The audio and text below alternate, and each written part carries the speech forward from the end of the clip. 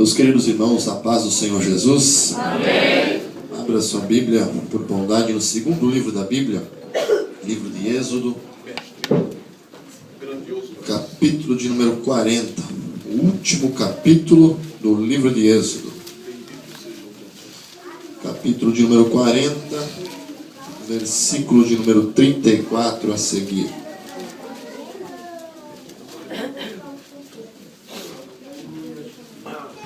Mestre, te louvamos. Enquanto os irmãos procuram a palavra de Deus, nós agradecemos ao Senhor por mais esta oportunidade de estarmos na casa do Senhor e dessa vez aqui nessa igreja, né? Na igreja, já estivemos ontem em uma congregação aqui na cidade de Palhoça e primeira vez que eu venho para essa cidade já com a oportunidade de pregar a palavra do Senhor, né? Então sou grato ao Senhor. Já tinha vindo para algumas cidades aqui vizinhas, mas eu especificamente Palhoça nunca tinha vindo, né? Louvo a Deus por esta oportunidade. Agradeço em primeiro lugar a Deus, em seguida o pastor Jair, né? Obrigado, pastor, pela oportunidade. Eu sei que não é muito fácil conceder o púlpito a alguém que o Senhor não conhece, né? Mas eu agradeço pela confiança. Agradeço ao primeiro líder, irmão Marcos, né? Irmão Marcos, o senhor, o primeiro líder, tinha trocado, então. E o segundo líder, irmão Éder, também, que nos abriu essa porta. E o nosso amigo aí, o irmão Marcos, né? Que lá em Concórdia ele é conhecido como o irmão Marquinhos, né? É uma bênção de Deus, o tempo que ficou lá conosco. O Senhor, ele congregava numa congregação um tanto até distante da minha, mas que eu congrego na sede, mas seguidamente nos encontrávamos lá e era um moço de Deus, e eu acredito que ele continua sendo, né? Que Deus abençoe a toda a igreja. E meus irmãos, eu confesso para vocês que eu estou aqui, olha, que nem a rainha de Sabá quando foi visitar Salomão. De tanto que eu ouvi sobre essa igreja aqui, pastor, eu vim para cá e vi que é melhor ainda o negócio aqui. Tanto que eu ouvi, como a rainha que ouvia falar da glória de Salomão, eu ouvia falar da glória dessa igreja, da presença de Deus dessa igreja, e realmente é mais do que aquilo que eu tinha ouvido falar, né? Que Deus abençoe os irmãos, que continuem, né, nessa força aí, porque dá glória a Deus, meus irmãos, e dá aleluia. É uma coisa que não faz mal, pelo contrário, Paulo falou que Abraão foi fortificado na fé dando glória a Deus, né? Então crente que dá glória a Deus não é crente fraco, né? Mas é crente forte. Meus irmãos, eu peço desculpa para os irmãos também, eu peço perdão para os irmãos e para o pastor, que eu cheguei atrasado no culto hoje. Eu tinha sido informado que o culto começava às 7h30.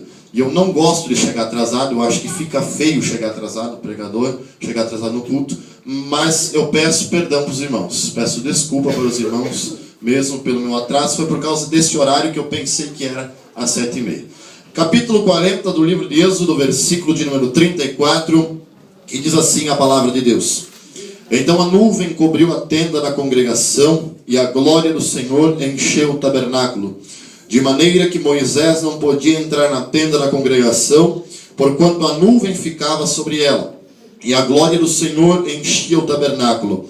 Quando, pois, a nuvem se levantava de sobre o tabernáculo, então os filhos de Israel caminhavam em todas as suas jornadas. Se a nuvem, porém, não se levantava, não caminhavam até ao dia em que ela se levantava. Porquanto a nuvem do Senhor estava de dia sobre o tabernáculo, e o fogo estava de noite sobre ele, perante os olhos de toda a casa de Israel em todas as suas jornadas. Amém? Se assente, meu irmão, por bondade, em nome de Jesus.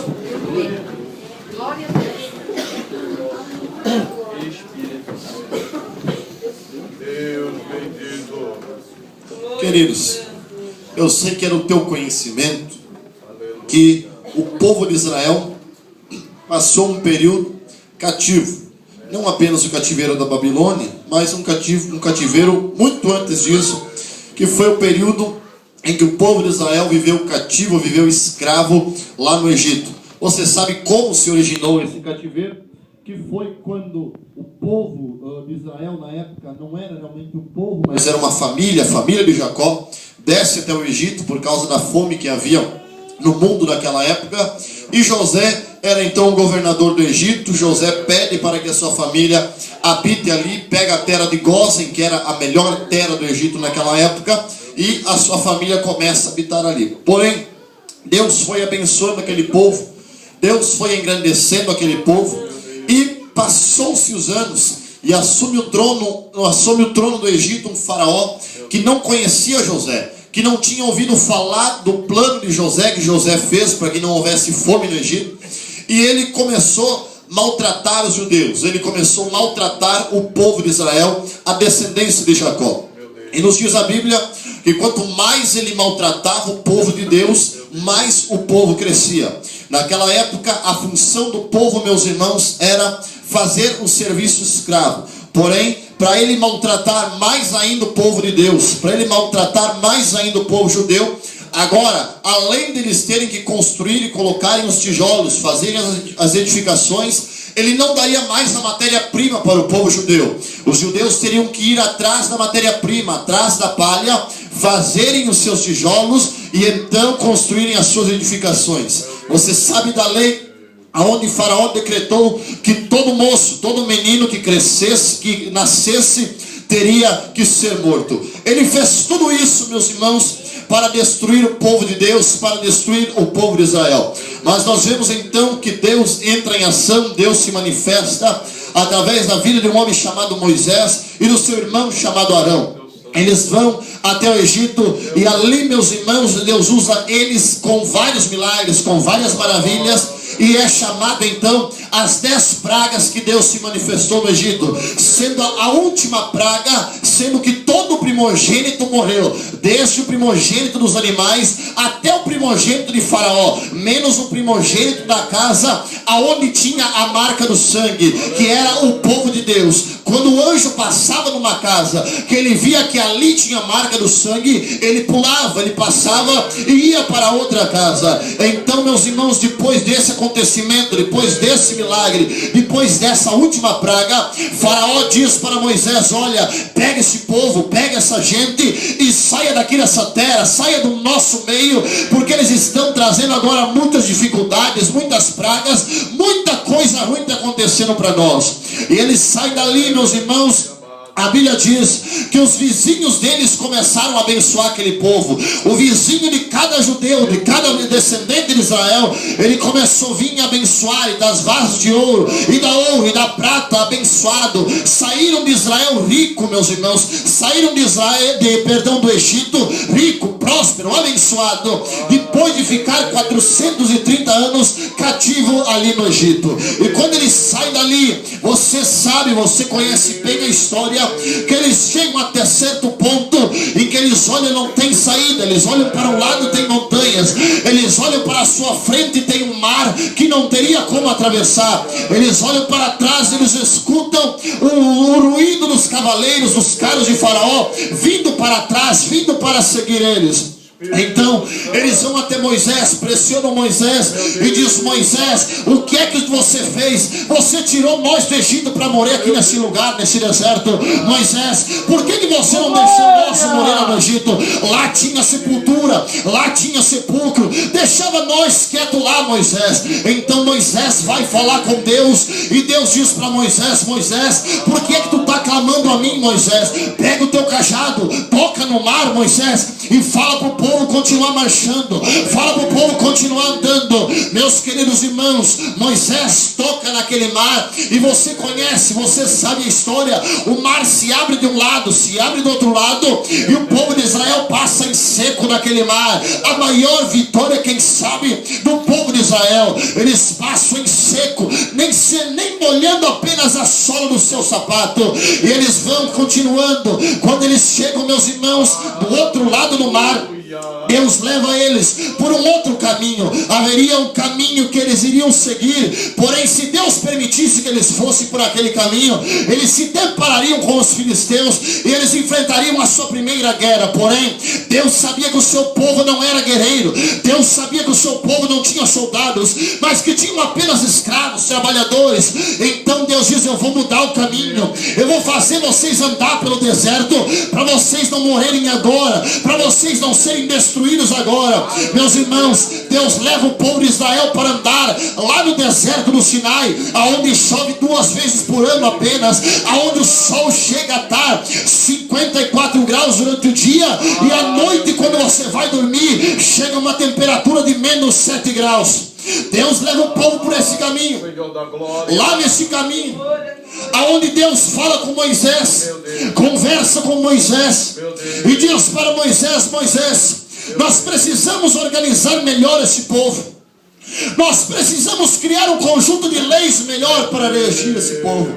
Nós precisamos organizar algumas coisas. Sobe o monte, Moisés. Sobe esse monte. Faz aí um decreto que ninguém pode ultrapassar essa linha. Ninguém pode subir esse monte.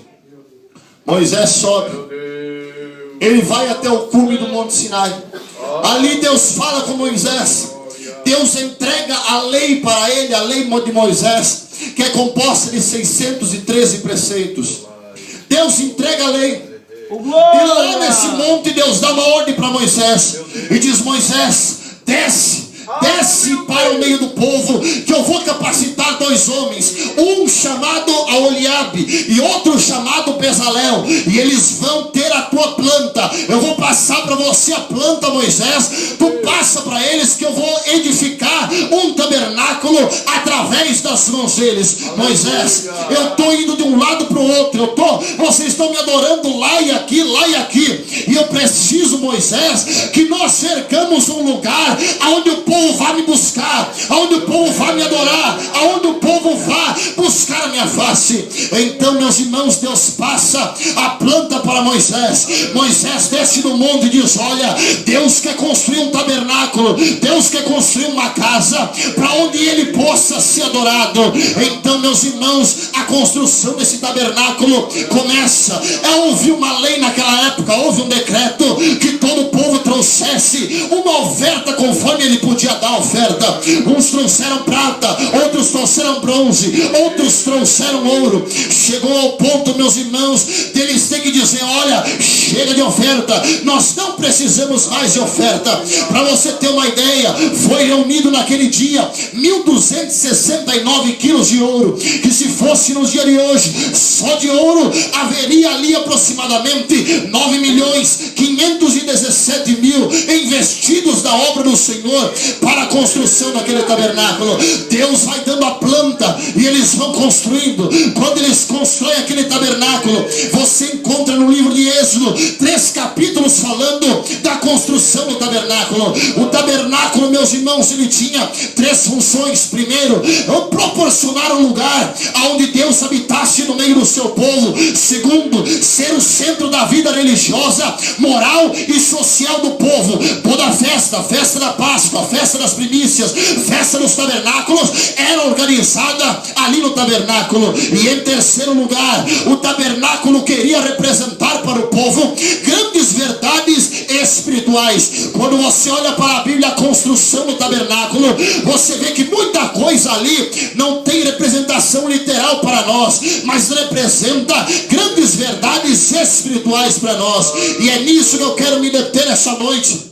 É nisso que eu quero pregar essa noite. Meu amado irmão, quando eu li esses versículos para você aqui, eu li os versículos que dizia que de dia uma nuvem de glória estava sobre o tabernáculo, e que à noite essa nuvem se transformava numa coluna de fogo. Quando a nuvem se levantava, o povo saía, armava o tabernáculo e saía, ia seguindo a nuvem. Quando aquela coluna de fogo se levantava, o povo arrumava suas malas e ia seguindo aquela nuvem, porque aquela nuvem representava nada mais, nada menos que a glória de Deus, que a presença de Deus. Então era uma ordem: se a presença de Deus sair, vão com ela; se a glória de Deus for, sigam ela, vão atrás dela. Meus amados irmãos, o tabernáculo foi construído. Era uma construção de 50 metros de comprimento por 25 de largura. E quando eu vejo na Bíblia que o tabernáculo representa um lugar onde Deus se manifestava, onde a glória de Deus se manifestava, manifestava.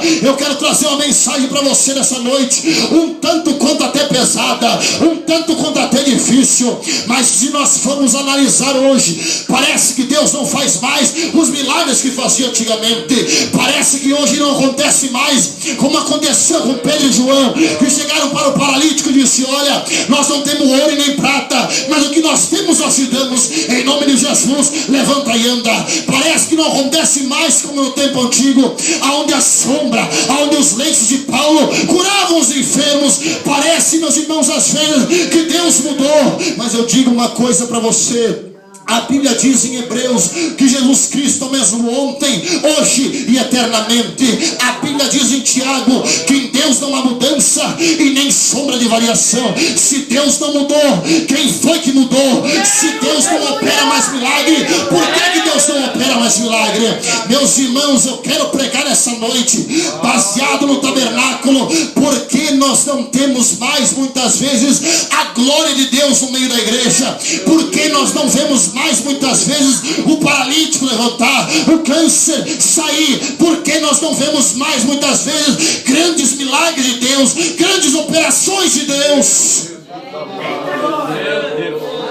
Queridos, para me entrar na mensagem, o tabernáculo é uma coisa que dá para nós ficar falando 5 dias aqui.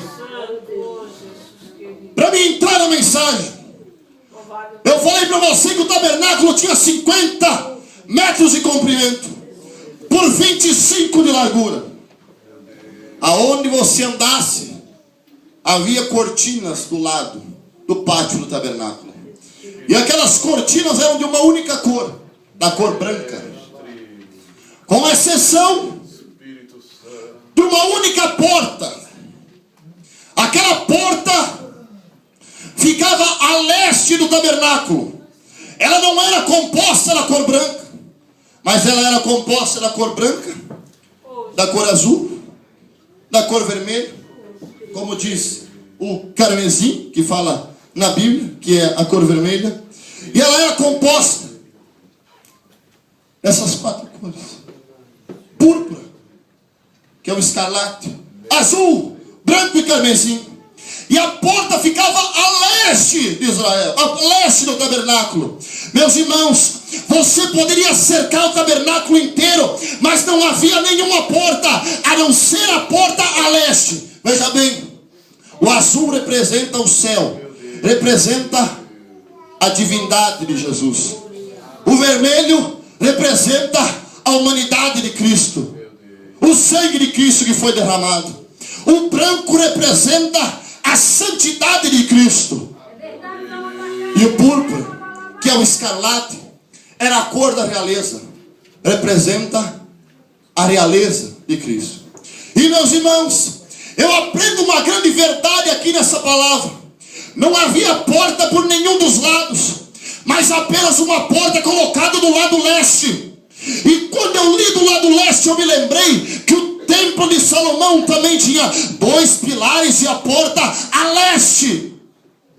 E eu fui pedir para Jesus, porque a irmã falou que quando vem coisa inteligente vem de Jesus. E eu fui pedir para Jesus e disse: Deus, por que é que o Senhor queria que a porta sempre ficasse a leste? Por que não era oeste? Por que não era o sul? Por que não era o norte? Aí o Espírito Santo de Deus me falou: onde é que nasce o sol? Eu disse: a leste. Então, quando o sol nasce a leste, a primeira coisa que era iluminado era a entrada, era a porta. A primeira coisa que brilhava no tabernáculo não era o sacerdote, não era o altar, não era o carneiro, não era ninguém, não era o levita. A primeira coisa que brilhava era a porta. Mas o que é que tem isso, meu irmão? O que é que tem isso, pregador? Veja bem, eu disse para você que a porta era colorida, 4 cores que representam Jesus. Sabe por que nós não temos mais muitas vezes a glória de Deus no meio da igreja? Porque a primeira coisa que tem que brilhar na igreja é Jesus. Quem tem que brilhar em nosso meio não é o pregador, não é o cantor, não é ninguém, mas quem tem que brilhar é Jesus. Tem muita igreja que Deus não opera, Deus não realiza milagre, Deus não batiza mais que o Espírito Santo, porque Ele não está brilhando.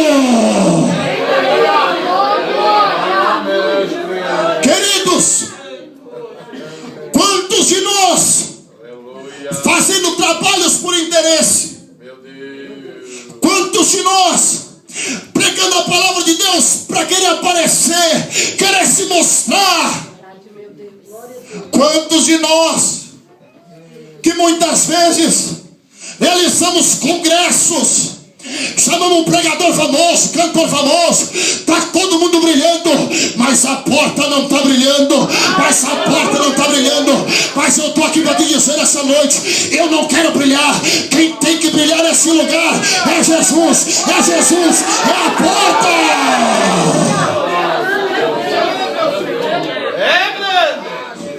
O sol tem que bater na porta. Maravilha.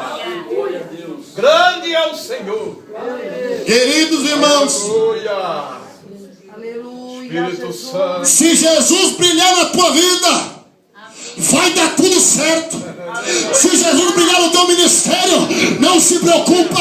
Pode o homem dizer que não vai dar nada, Deus te levanta e te diz: eu acredito na tua vida, eu acredito na tua chamada. Se Jesus brilhar nessa igreja, não precisa pregador famoso, pregador conhecido, cantor famoso. O milagre vai chegar, a cura vai chegar, o renovo vai chegar, a unção vai chegar.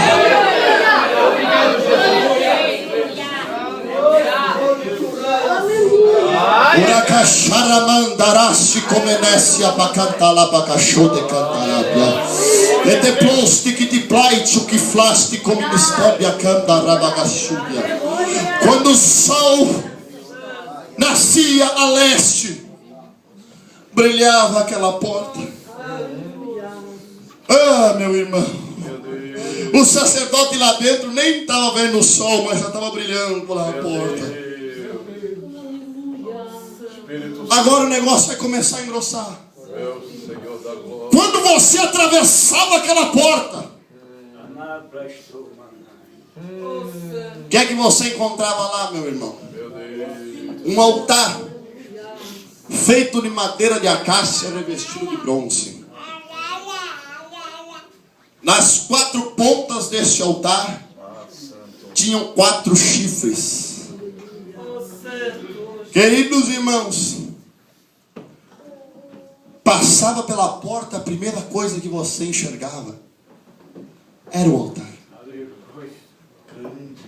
Você sabe por quê, meus irmãos, que muitas vezes não vemos mais a glória de Deus na nossa vida?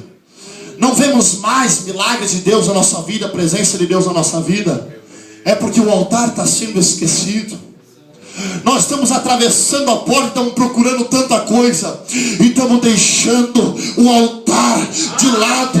Queridos, a glória de Deus já não está mais como nos tempos antigos, porque nós deixamos, não temos mais muitas vezes vida no altar, já não estamos mais passando pelo altar para oferecer um sacrifício.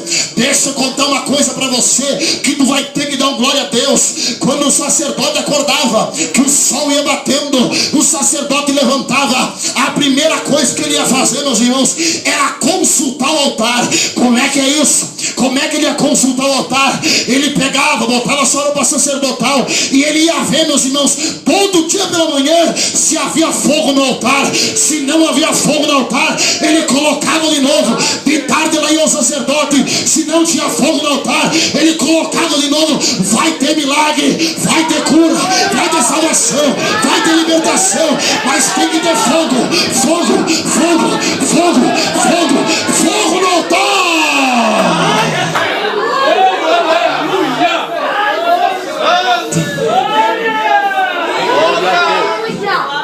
Queridos, altar fala de fogo, altar fala de sacrifício. Lembra da história de Elias e os profetas lá no Monte Carmelo? Elias teve que pegar, consertar o altar, botou uma massa aqui, botou um tijolo ali, porque fazia tempo que o altar não estava sendo usado. Mas em nome de Jesus, essa noite, o teu altar vai ser usado. Tu vai sair daqui nessa noite cheio da glória de Deus.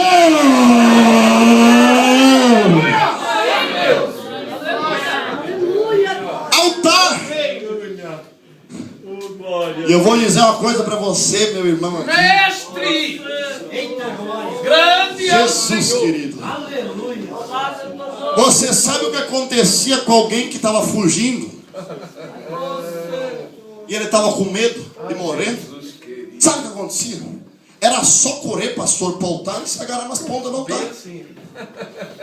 Se os irmãos leram a história de Salomão, Joabe e Adonias, fugiram para se agarrar nas pontas do altar. Por quê? Quem se agarrava nas pontas do altar não podia matar o camarada. E tem crentes saindo da igreja, se desviando, pecando, e botando culpa no pastor, botando culpa na liderança da juventude, liderança do círculo de oração, botando culpa na esposa, no marido, no filho, não sei o quê. Queridos, crente que está agarrado no altar não cai. Crente que está agarrado no altar não tem capeta, não tem demônio que derruba ele. Para de achar desculpa para a tua vida. Se agarra no altar. É só abraçar o altar. Olha aí, ó. Olha Deus. Ninguém mata, ninguém destrói, ninguém acaba. É verdade. É só agarrar o altar. E eu vou dizer uma coisa, meus irmãos. Quando o irmão Marquinhos me ligou, eu disse: irmão, tu sabe o jeito que eu prego, tu sabe o que tu está fazendo? Falei ou não falei? Eu disse: tu sabe como é que eu prego? Será que vai dar certo com a igreja? Então, meus irmãos, eu prego desse jeito. Eu me revelo umas verdades e a gente vai falando, vai contando. Porque eu não fui chamado para pregar autoajuda, mas eu fui chamado para pregar a palavra de Deus, que é a espada de dois gumes, que penetra até a divisão da alma, do espírito, das juntas e medulas, e é apta para discernir o pensamento e a intenção do coração. A palavra de Deus, que é como um martelo que os miúdos sapeiam. Veja bem. E olha o que Jesus falou. Ou melhor, Deus falou. Deus disse: olha, eu não quero degrau no altar. Por quê? Porque o sacerdote naquela época, você sabe, ele usava vestido, uma espécie de um vestido, e debaixo daquele vestido um shorts. Era a veste do sacerdote naquela época. Meus irmãos, Deus falou: olha, eu não quero degrau no altar, porque eu não quero ver sacerdote subindo degrau. Primeiro isso, sacerdote tem que estar no mesmo nível do povo, não tem que ficar subindo degrau, é sem degrau. Outro, Deus falou: ó, eu não quero degrau para que o povo não veja a nudez do sacerdote. Então eu sou contra essa história, que tem crente que diz: Jesus olha o meu coração, Jesus olha a minha alma, e o corpo, meus irmãos, vive mostrando para lá e para cá aí nas ruas aí. O corpo, meu irmão, está entregue para prostituição, para bebida, para as drogas, para o fumo, e diz que é crente. Vem tomar ceia, o teu corpo é templo e morada do Espírito Santo. Deus comprou o teu corpo. Deus comprou o teu corpo. Crente no altar não mostra o corpo. Ai, irmão, onde é que está escrito isso? 1 Timóteo capítulo 2, versículo 9. É para se trajar com pudor e modéstia, meus irmãos. O teu corpo é templo, é morado no Espírito Santo. Não é chaminé para tu ficar fumando. Não é, meus irmãos, capacho do diabo. O teu corpo é onde o Espírito Santo de Deus está fazendo a tua habitação. Por que você está com vontade às vezes de chorar, está com vontade de gritar, de pular? É que tem alguém aí dentro dizendo: eu estou aqui, eu estou aqui, eu estou aqui.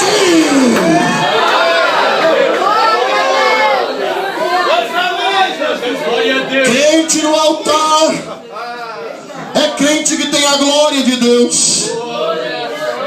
Maravilha! Aleluia! Queridos,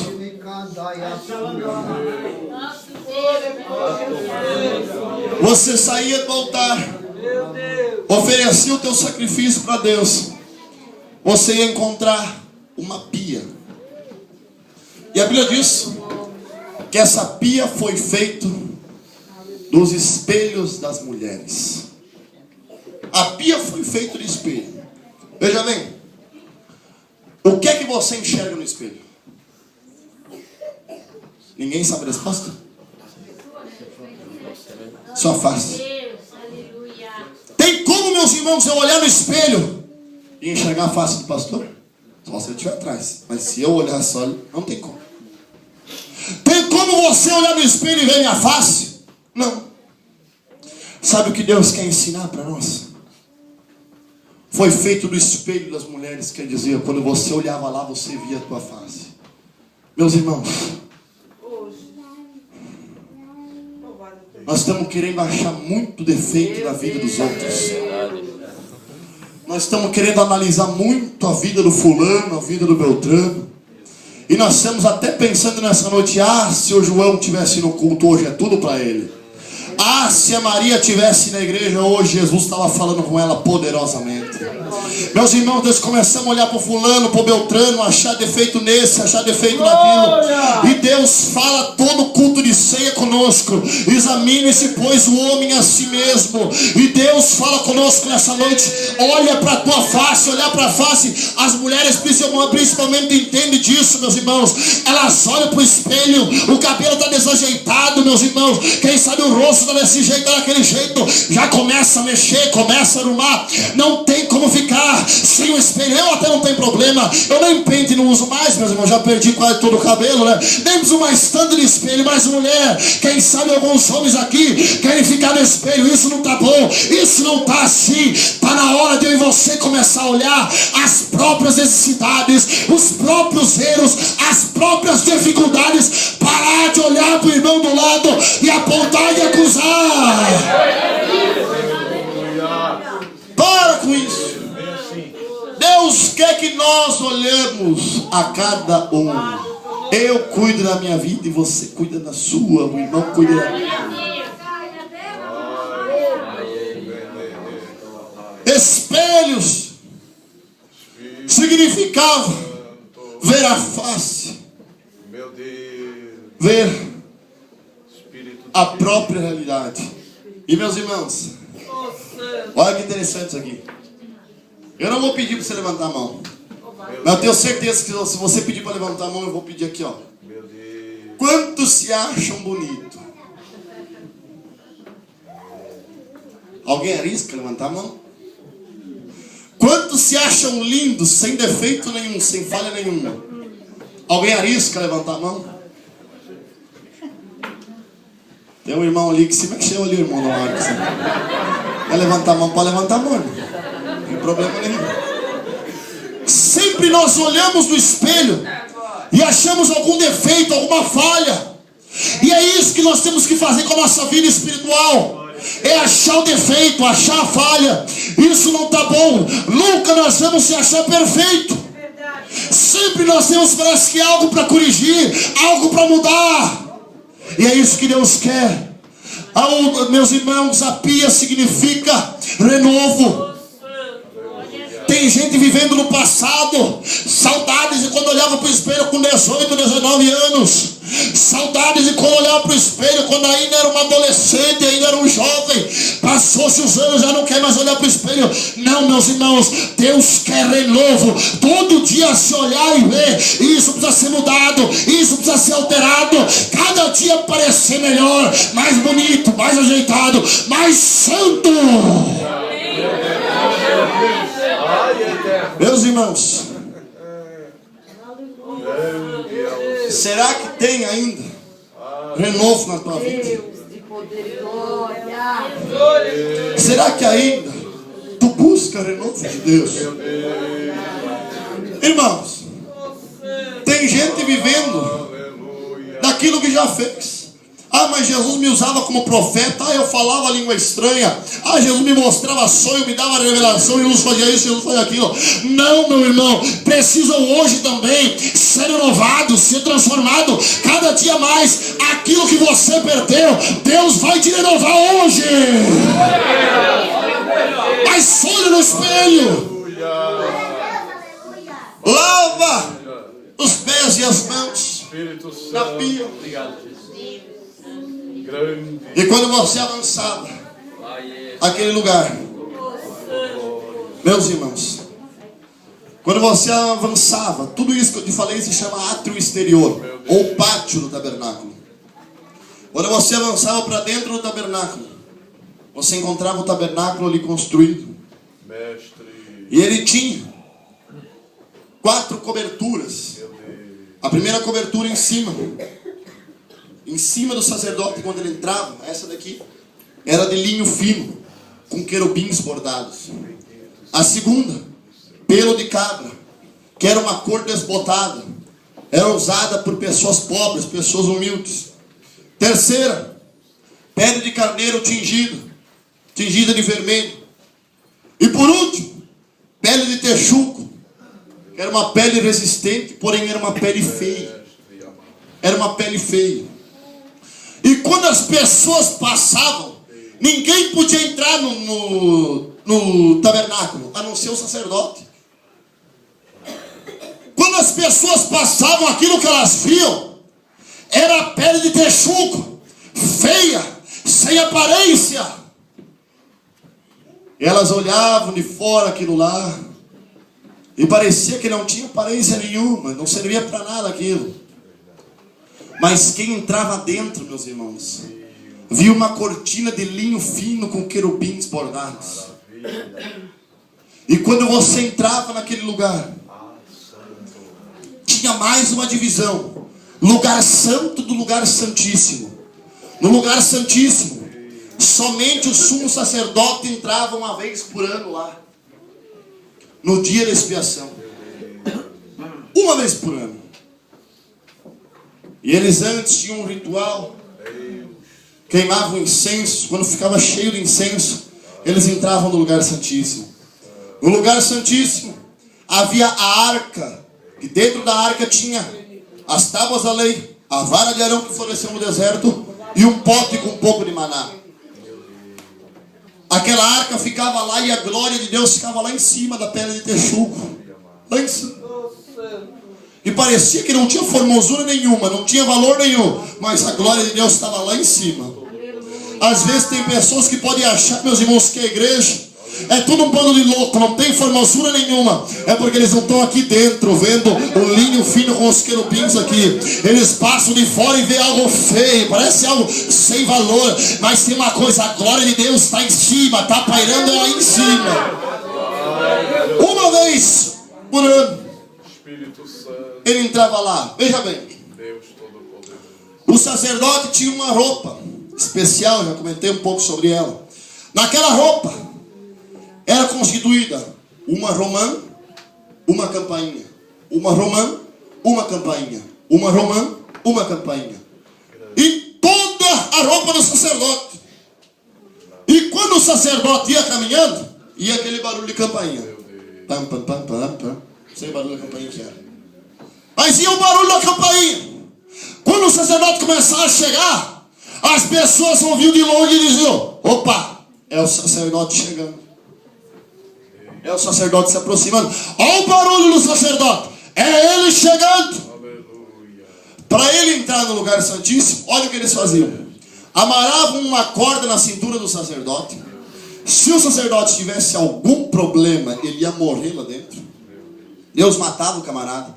Ele tinha que oferecer um sacrifício para Deus e não podia virar as costas para Deus. Se ele virava as costas para Deus, Deus matava ele, quando ele ia aspergir o sangue sobre as 4 pontas da Arca da Aliança. Ele tinha que oferecer o sacrifício e se retirar, andando para trás. Você já pensou se Deus resolvesse matar todo mundo que vira as costas para ele, na presença dele, quando ele está falando? Você já pensou? O sacerdote entrava balançando aquelas campainhas com uma corda amarrada. Se o sacerdote morresse, as campainhas paravam de balançar e eles começavam a puxar o sacerdote, puxavam para fora e diziam: morreu, tinha pecado. Se o sacerdote estava fazendo barulho ainda lá dentro, está vivo, pode deixar ele lá que está vivo. Meu irmão, tu não entendeu, né? Tem gente que está morto, não consegue mais fazer barulho nenhum quando entra na presença de Deus. Mas tem gente que está cheio de vida. Onde ele vai caminhando, vai fazendo barulho. Onde ele vai caminhando, vai balançando aquelas campainhas, e eles vão dizendo: lá vem o sacerdote. Aonde ele vai caminhando, vai balançando aquelas campainhas, vai fazendo barulho, eles vão dizendo: lá vem o sacerdote, olha ele aí, ó. Lá vai o sacerdote entrando na presença de Deus. Meus amados irmãos, é por isso que eu sou contra dizer que crente que não faz barulho é normal, não. Porque quando torcia pro Corinthians, quando ia no carnaval, fazia barulho, gritava, pulava, rolava a noite inteira, 3, 4 dias na presença de Deus. Não dá um glória a Deus, não dá um aleluia. Se tu é sacerdote nessa noite, levanta a tua mão e adora. Oh, aleluia!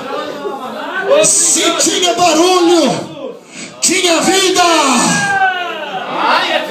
Queridos irmãos, não adianta eu e você passar no teste da porta, no teste do altar, no teste da pia e morrer porque não está fazendo barulho, irmão. E morrer porque não está fazendo barulho na casa de Deus. Eu estava pregando num congresso, meus irmãos, numa cidade, não vou citar o nome até porque ela é perto daqui, e eu pregava naquele congresso de jovens, e eu preguei, suei a camisa, e Deus levantou um profeta. Eu preocupado na mensagem, dizendo: meu Deus, o problema é comigo, o que é que está acontecendo comigo? Eu perdi a presença de Deus. Deus levantou o profeta, obreiro da igreja, e apontou para a igreja e disse: ei, faz tempo que a minha glória não está mais neste lugar. Para a igreja. Minha esposa estava junto, é testemunha. Eu não minto, meus irmãos. O profeta disse: faz tempo que não tem a glória de Deus nessa igreja. Eu estou tentando voltar. Olha, se tu pregasse no velório, era mais animado, irmão. Que no velório um começa a chorar, o outro chora também. Se bobear, alguém já começa a falar língua estranha. Mas lá o negócio estava feio de vez. E o profeta virou para mim e disse: não se preocupa você, porque é desse jeito que eu te uso. Não se preocupa porque é dessa maneira que eu te uso. Não se preocupa porque não foi você que perdeu a minha presença. Meus irmãos, quando Deus falou aquilo, a igreja começou a se mover. Já começou a vir algumas pessoas para a frente. Pessoas começaram a vir até o altar e começaram a chorar. E começaram a fazer barulho. A primeira característica de eu vir naquela igreja: passaram o culto inteiro quieto. Quando Deus falou, começaram a fazer barulho. Igreja viva é sacerdote que faz barulho. Aonde ele possa, tem barulho, tem barulho. Tem barulho. Se você tem vida, levante a tua mão por um minutinho, por um minutinho. Se você tem vida, levante a tua mão. Adora, adora. Fala em uma estranha. Fala.